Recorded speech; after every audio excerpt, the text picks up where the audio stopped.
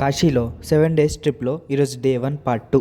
Part 1 చూడని వారు ఎవరైనా ఉంటే ఫాస్ట్గా వెళ్ళి చూసేయండి. కాలభైరవుని గుడి ఈ పోలీస్ స్టేషన్ పక్క సందులోనే ఉంది. ఇక్కడ ఆకలి తీరే ఫుడ్ షాప్స్ కన్నా ఆరోగ్యం పాడే పాన్ సిగరెట్ షాప్స్ ఎక్కువ ఉన్నాయి. శివ శివ శంకర హర హర శంకర జయ జయ శంకర దిగిరారా ప్రియ తాండవ శంకర. కాశీ రక్షక కాలభైరవుని దర్శనం అయిపోయింది.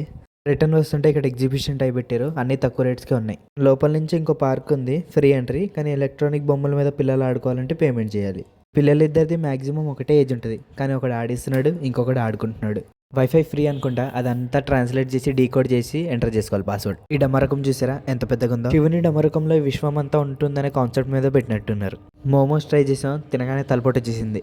కాలభైరవుడి దర్శనానికి 3 గంటలు పడితే ఇంకా శివయ్య దర్శనానికి ఇంకెంతసేపు పడుతుందో.